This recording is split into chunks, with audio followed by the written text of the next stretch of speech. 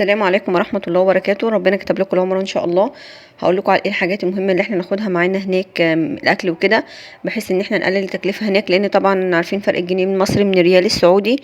الاكل هناك طبعا اسعاره مش غالية، بس لو احنا طبعا لو حسبناها بان احنا هنحولها، ده لو جبناها من سعر البنك مثلا ب10 ريال، ب10 جنيه مصري او ب8.5، فهنلاقي برضو ان هي هتفرق معانا. فاقول لكم ايه الحاجات اللي احنا ناخدها معانا واتفرجوا على الفيديو ان شاء الله تلاقوا فيه معلومات كتير كويسة هتعجبكم.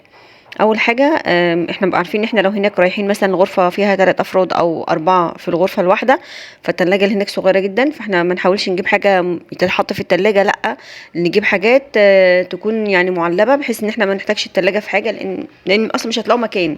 الفريزر هناك كمان صغير جدا جدا جدا، ما يتحطش فيه حاجه اصلا.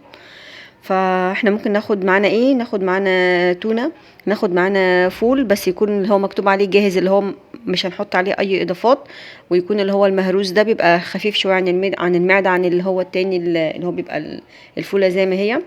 ناخد معانا لانشون، بس مش لانشون اللي هو بيبقى في العلب ده، لا، ناخد معانا لانشون اللي هو الكوز اللي هو المقفول ده.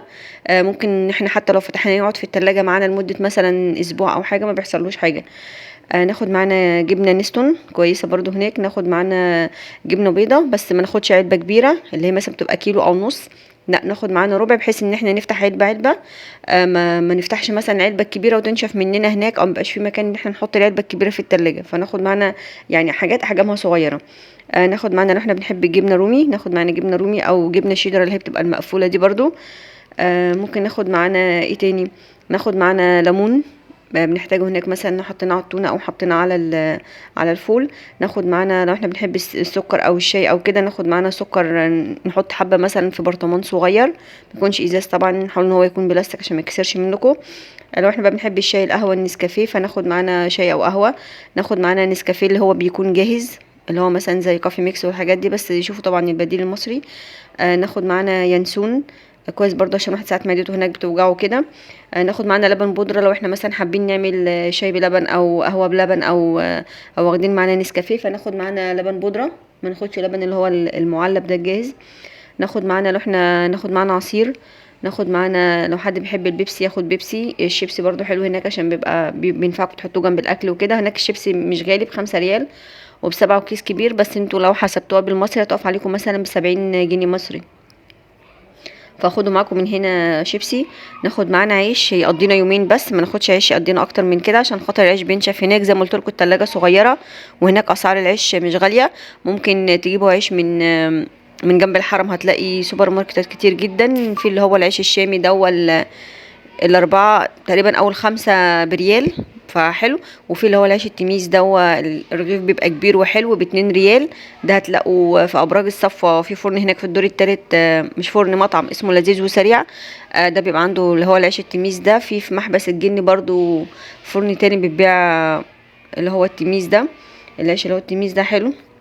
ناخد معانا علبة تلاجة فاضية، عشان ما يكونش حجمها كبير، عشان لو حبينا نفضي فيها التونة، او حبينا نفضي فيها الفول مثلا عشان نفطر وكده.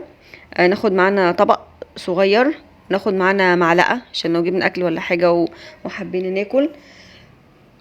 ناخد معانا بقى حاجات سهله ناخدها معانا العمره، سوري، الحرم واحنا رايحين.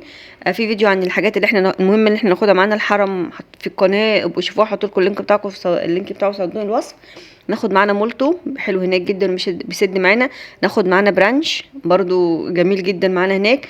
ناخد شوكولاته زي مثلا هوهوز او فريسك او الحاجات دي، برضو بتنفعنا واحنا رايحين الحرم، بناخدها معانا.